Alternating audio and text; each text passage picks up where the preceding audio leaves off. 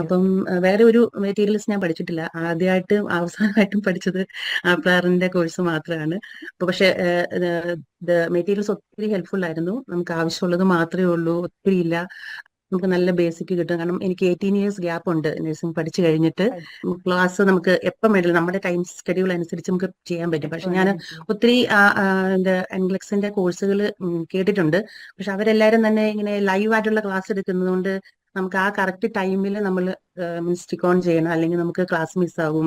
ഇതാകുമ്പോൾ നമുക്ക് ഒത്തിരി ഹെൽപ്ഫുൾ ആണ്. കാരണം മോസ്റ്റ് ഓഫ് ദ ആൾക്കാർ ജോലി ചെയ്യുന്നവരായിരിക്കും. അപ്പൊ അവർക്ക് ഇവരുടെ ഫ്രീ ടൈമിൽ മാത്രമല്ലേ ക്ലാസ് കൂടാൻ പറ്റുള്ളൂ. അപ്പം ഈ റെക്കോർഡഡ് സെഷൻ ഒത്തിരി ഹെൽപ്ഫുൾ ആണ്. കാരണം അവർക്കത് വീണ്ടും റിവൈസ് ചെയ്ത് കേൾക്കാൻ അവരുടെ ടൈം സ്കെഡ്യൂളിൽ ക്ലാസ് കൂടാനും പറ്റും. അത് വലിയൊരു കാര്യമാണ്. അത് വേറെ ഒരു കോഴ്സിലും ഞാൻ കണ്ടിട്ടില്ല.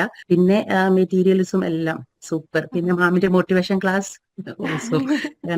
കാരണം ഈ എക്സാമിന്റെ ടൈമിൽ നമുക്ക് ഒത്തിരി മെന്റൽ സ്ട്രെസ് ഉണ്ടാകും, പാസ്സാവുമോ ഇല്ലയോ. കാരണം ഓരോ പ്രാവശ്യം എക്സാം ചെയ്യുമ്പോഴൊക്കെ നമുക്ക് മാർക്ക് കുറയുമ്പോൾ ശരിക്കും മാമിന്റെ മോട്ടിവേഷൻ ക്ലാസ്സും പിന്നെ മാമിന്റെ പ്ലസന്റ് നേച്ചറും മീൻസ് ക്ലാസ് എടുക്കുമ്പോൾ ഇത്രയും ഹാപ്പി ആയിട്ട് പഠിപ്പിക്കുന്ന ഒരു ടീച്ചറിനെ അത്രയും ഞാൻ ഇതുവരെ നേഴ്സിംഗ് ഫീൽഡിൽ കണ്ടിട്ടില്ല. അപ്പൊ ഒത്തിരി Thank thanks. you. I and try. Exam എഴുതുന്ന എല്ലാവർക്കും ഓൾ ദി ബെസ്റ്റ്. ധൈര്യമായിട്ട് എഴുതാം. കാരണം നിങ്ങൾ അപ്ലാറിന്റെ ക്ലാസ് ജോയിൻ ചെയ്തിട്ടുണ്ടെങ്കിൽ no worry at all, you can Oh. Win that.